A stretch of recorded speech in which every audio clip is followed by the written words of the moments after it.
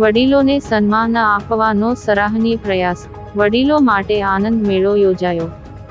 વડીલોના જીવનમાં આનંદ અને ઉત્સાહ ભરવાના પ્રયાસરૂપ ભરૂચ કડવા પાટીદાર જ્ઞાતિપંચ સમાજ ટ્રસ્ટ દ્વારા દાંડિયા બજાર ઉમિયા માતાના મંદિર ખાતે પ્રથમવાર વડીલો માટે વડીલોનો આનંદ મેળો યોજવામાં આવ્યો। ભરૂચ શહેરના દાંડિયા બજાર સ્થિત ઉમિયા માતાજીના મંદિર ખાતે કડવા પાટીદાર જ્ઞાતિપંચ ટ્રસ્ટ દ્વારા સમાજના વૃદ્ધ વડીલો માટે પ્રથમવાર વડીલોના આનંદ મેળાનું ભવ્ય આયોજન કરવામાં આવ્યું હતું। વડીલો તેઓના જૂના સાથીદારોને મળી સંસ્મરણોને વાગોળી વૃદ્ધાવસ્થાની પાનખરમાં વસંતના વૈભવની અનુભૂતિ કરે તેવા આશય સાથે ભરૂચ કડવા પાટીદાર જ્ઞાતિપંચ ટ્રસ્ટ દ્વારા દાંડિયા બજાર સ્થિત ઉમિયા માતાજીના મંદિર ખાતે વડીલોનો આનંદ મેળો આયોજિત કરાયો, જેમાં 60 વર્ષથી 93 વર્ષના વડીલો સામેલ થયા હતા। આ આનંદસભર અનોખા કાર્યક્રમમાં સંજય પટેલ અને તેમના સાથીદારો સહિત યુવા ટીમે સુંદર આયોજન કર્યું હતું।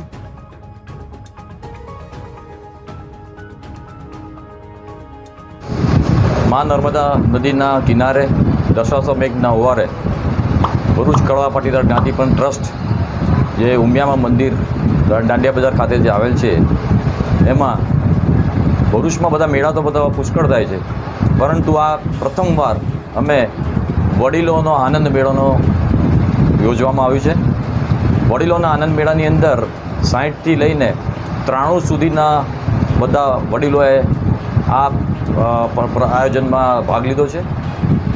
આ વડીલોનો આયોજન કરવાનો અમારો મુખ્ય હેતુ ફક્ત ને ફક્ત એ લોકોની ખુશી, એમની લાગણી અને એમનું બાળપણ અને એમના સાથેના સાથીદારો બધા ભેગા થાય અને પોતે ખુશી ખુશી હર્ષની લાગણી અનુભવે, એ અમારો પ્રયાસ છે।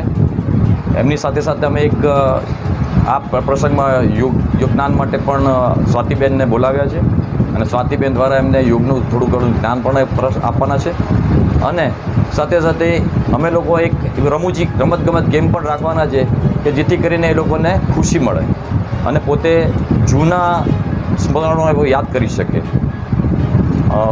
અમે અત્યારના એવું વિચારી રહ્યા છે કે અમારા આ પ્રસંગને અનુરૂપ આપના માધ્યમથી જો બધા જોઈ અને પોતે બધા સમાજ આ રીતના જો વર્તે તો કદાચ રામ રાજ્ય સ્થાપિત થયું છે તો ખરેખર આવી રીતના દરેક ખૂણા સુધી રામ રાજ્યનું સ્થાપન થઈ શકે।